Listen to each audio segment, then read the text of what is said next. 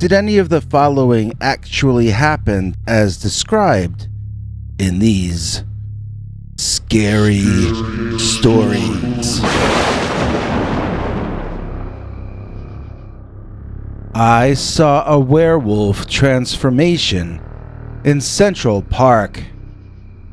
Dear Scary Stories NYC, here in New York, since the recent collapse of normalcy, our city parks have been quiet and empty.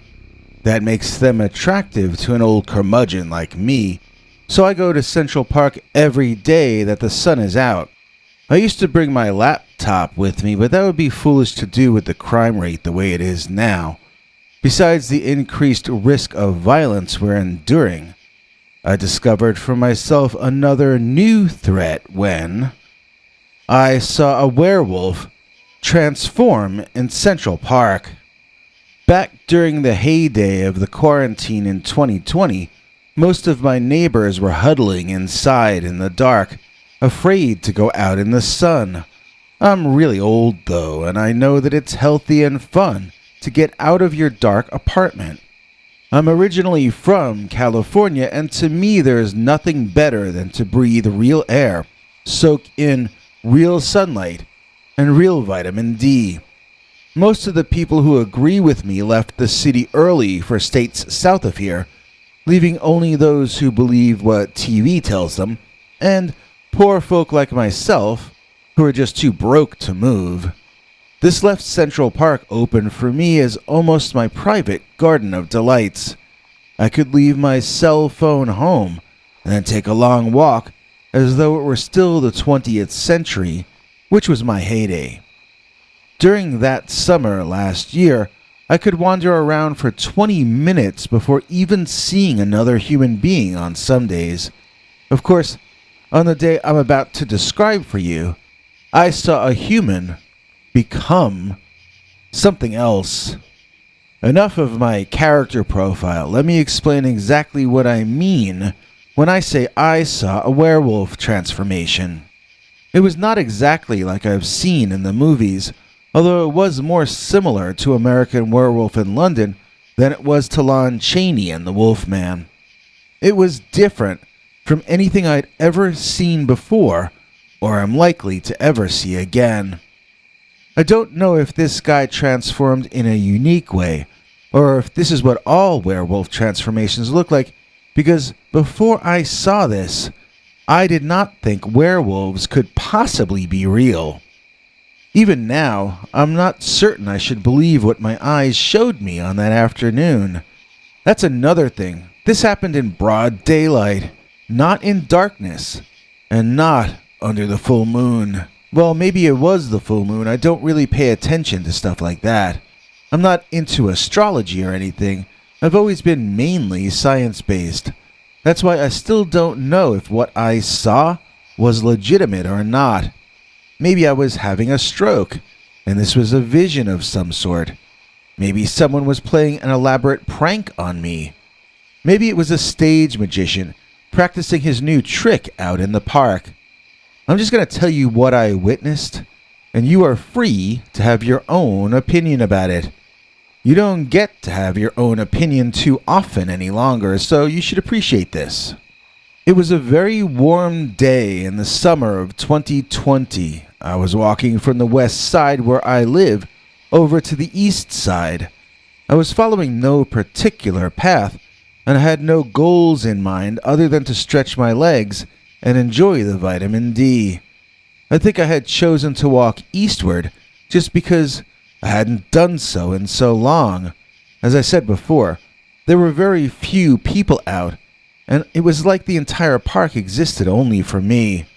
It was in this kind of a mental state that I was jarred awake as I saw a man who seemed to be in some kind of an emergency medical situation. It looked like a young guy, like a surfer dude type with baggy shorts and a dark wife beater on. His head was shaved bald, though, so maybe he was older than I thought. In either case, he was buff and built, but not like a bodybuilder. You know, a surfer dude, that's the impression he gave. He seemed to be choking on something, however, and I quickened my step to reach him, wondering if I could remember how to do the Heimlich maneuver. The guy had dropped to his knees at the entrance to the Gapstow Bridge and had his hands at his throat at first. Then he began violently gyrating all over, shaking back and forth in a strange way, and I grew more and more confused about what exactly I was witnessing. I hesitated, wondering if I should run to help him myself, or if I should run to get help.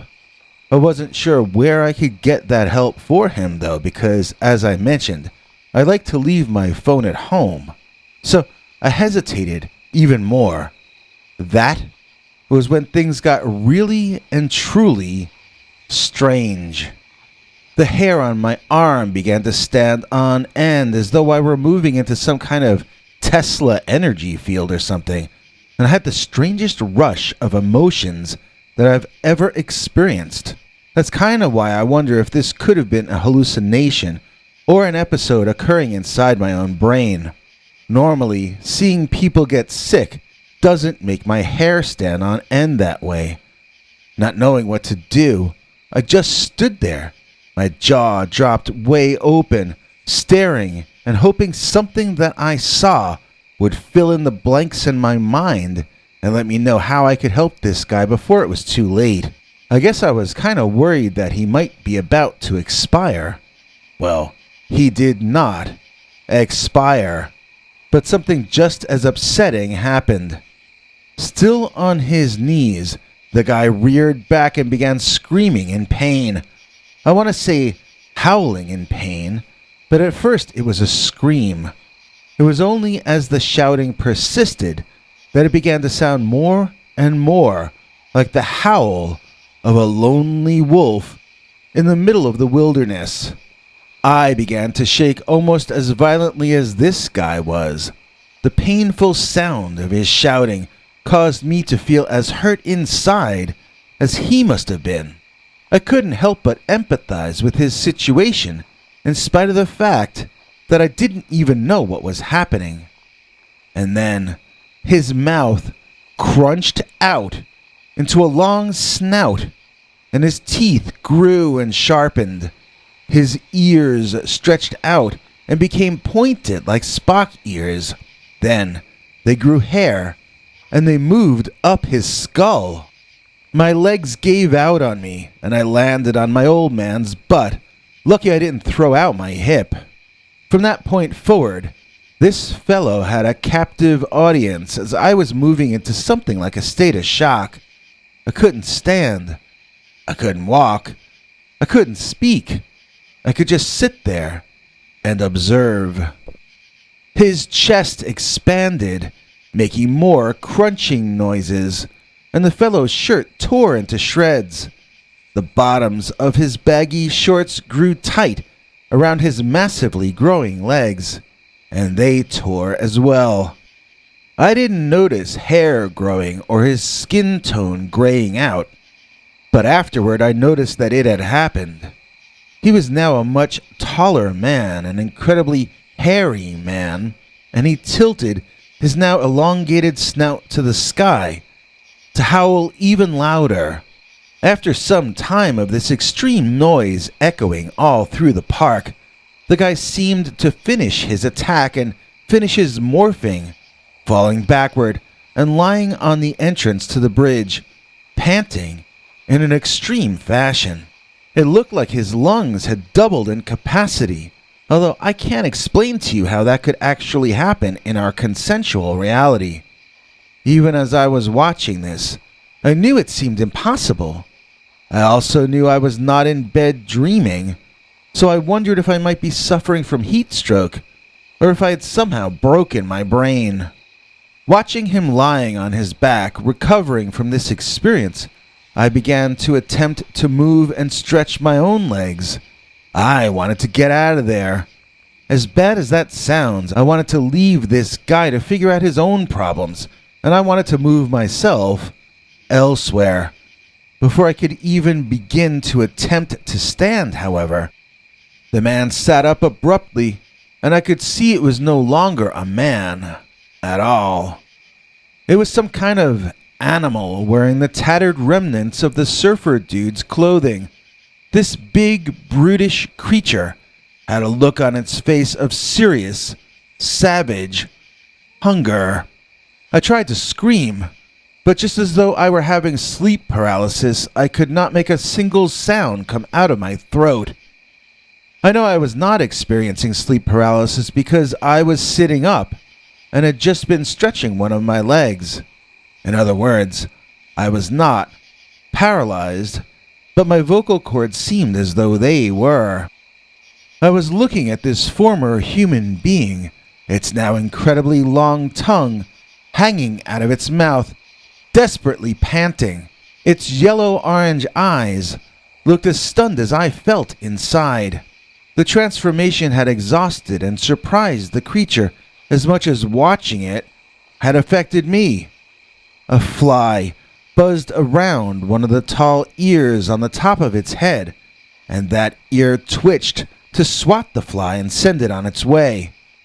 Although attempting to recoup its strength, the teeth in that long crocodile snout still felt threatening to me. This was an animal that could tear me apart in more ways than one. He still possessed hands in his new state, although now they were larger, and they were clawed like something out of a horror movie. Its arms seemed so long, I wondered if they were now as long as his legs. It even seemed to have grown a tail, albeit a short and shaggy one. How could such a massive transformation of a living body take place in such a short time? It was like I saw 1,000,000 years of evolution, or de-evolution, in a matter of a minute or two. This creature looked like something that would have had vastly different DNA than the surfer dude he had physically been only a few minutes prior. A terrible kind of fear I've never felt before overtook me as I understood that the Beast Man, the dog-headed werewolf monster man, was going to be on his feet long before I would be able to manage the same thing. He could come over and do what he liked to me, and I would not be likely to do anything about it. Rather than try harder to stand and run, I found myself frozen in place and shaking all over uncontrollably. I felt icy cold on that hot afternoon, and I wondered if this was going to be how I checked out. I wished I had my cell phone on me, not to take a picture of what I was seeing, but so that I could text my daughter and tell her goodbye. The werewolf stood up on all fours, ripped tatters of clothing wafting to the ground as it did so. It shook itself in that way that wet dogs dry themselves off. It was still heaving air in and out of its lungs, still catching its breath from its transformation. It was not looking at me, as it still seemed to be focused on its own recovery more than anything else. I wanted to pray, but I was too scared to be able to think much at all. I continued to sit there, shaking like a complete loser, watching my end approaching and being able to do nothing about it. I shouldn't have been very surprised, but believe me, I was truly shocked when the dog then squatted and lifted itself in an unsure and shaky fashion up onto its hind legs. I found myself looking up and up and up to see its head now. This was not a dog. This was a man-wolf. It had to have been 7 feet tall when fully upright. It was a giant. It was not only as tall as a professional basketball player, it was as ripped as a circus muscle man. I could feel my heart beating the way a tiny bird's heart beats when you hold it in your hand. And just like a little bird, I feared that I might pass away from the absolute fear I was being forced to deal with. And then, with lightning-fast speed, the big gray werewolf turned and ran across the bridge away from me in the direction of the Central Park Zoo. I watched him run and I was overcome with emotion. I had survived, and there was an intense sense of relief that came with that. but I was also extremely emotional about what had just happened. The world expanded a millionfold for me on that afternoon. Things that were impossible for my whole life were now very real and very tangible. Whether what I saw was a vision or a hard and cold reality, in either case, I was no longer living in the same world. I was no longer the same person either. I had changed. The world had changed. Nothing would ever be the same. By the time I made it back home, I called my daughter just to talk, but found it almost impossible to communicate at all. I just kept weeping. It was so beautiful to be able to hear her voice again. I hadn't planned on telling her about the werewolf, but she eventually got it out of me. I admitted, I thought it was real, but it also might have been a sign that I was losing my mind. She wanted to come and stay with me in the city, but they had some kind of 2-week quarantine before they would let people in at that stage of the game. I forget the details. She and I set up daily Zoom meetings instead. And all the time since then, I've never had another episode like this one, and I've come to think of what happened as being an actual occurrence. I've even created theories about who the guy was and why he was there. He couldn't have been a tourist, no matter about his surfer dude appearance, because there was no tourism at that time. He must have been someone who either couldn't afford to leave when all the rich people did, or else he must have been tied up here by business or maybe family reasons. I don't think he was originally a New Yorker, as his clothing was just not very East Coast. My daughter, who was worried about my sanity at first, eventually came to grow her own theories about the werewolf dude. In her reasoning, he was like the David Banner character from the old Hulk TV show. In her mind, he had been wandering from town to town all over the United States, probably since long before the quarantines began. Since he would most likely be traveling off-road, it would be easier for him to travel from state to state without any authorities noticing at all. He wouldn't be driving in on the highways. He would be wandering in through woods and uninhabited areas. I wondered, if that were the case, why he had no backpack on, no supplies with him. My daughter surmised that he had probably lost or destroyed his backpack long ago, and that he lived hand to mouth. But how could he eat without any money, I asked her. How does any wolf find its meals? She asked back. That gave me a real shudder, as I wondered if I had, in fact, had a narrow escape from something far worse. Well, if that werewolf was a man-eater, I probably would have heard about it on the news, I said, trying to dispel the notion that I could have lost my life that day. You watch the news? My daughter asked in disbelief. In truth, I hadn't watched the news since probably 2017 or something. Fool me once, shame on you, but fool me over and over again, shame on me. That werewolf man could have eaten all the house pets and birds on the east side, and it probably wouldn't have even gotten reported. If it had, I wouldn't have been watching or listening to learn about it. Even if the werewolf preyed on human beings, the news most likely would never have reached me at all. I got sick for weeks after the sighting, I think mainly from the stress of the experience, and because it shook my worldview down to its foundations. I had to rebuild my mind and my entire reality. I didn't go to the park very much for the rest of that summer, except for little short strolls. I returned this year on the warmer winter days moving into the spring, but again, my trips have been shorter than they used to be, and I've been sticking closer to my own neighborhood. We haven't really gotten warm here in New York City yet this year, not for more than a day or two here or there, so I haven't had a chance to walk all the way east again like I did on that especially memorable afternoon. I admit that I still, almost a year later, experience fear whenever I think about walking to the east side, revisiting the Gap Stowe Bridge by the Central Park Zoo. Laugh at me if you want to. I don't care, 'cause you're not the one who can say, I saw a werewolf transform in Central Park. Please join me in thanking today's executive producer, Fraggy Dendron. In praise of Fraggy Dendron, we're gonna make an end run like a dog that goes all waggy. We appreciate you, Fraggy.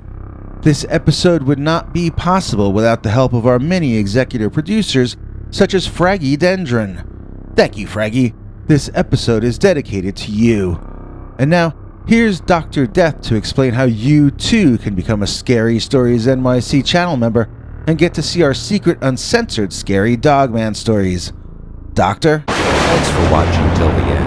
If you liked what you saw, please consider clicking like on the video or sharing it. You can become a channel member by clicking the join link below. Then you can check our community page to find the links to 10 hours or more of secret, uncensored dogman stories too wild to be told on this channel. Your other option is to join our paid subscribers club at peterbernard.com. That's Peter's homemade club, where he will personally email you the links as well as occasional secret club messages. You may also be included as an executive producer in a future episode. If you have a scary experience you want to tell us about, you can email us at scarystoriesnyc@gmail.com or else call our Scary Stories voicemail hotline at 804-LESS-SCARY. The machine cuts off every few minutes, so if you have a long story, please keep calling back and we'll piece it together later on. Good night and have a scary tomorrow.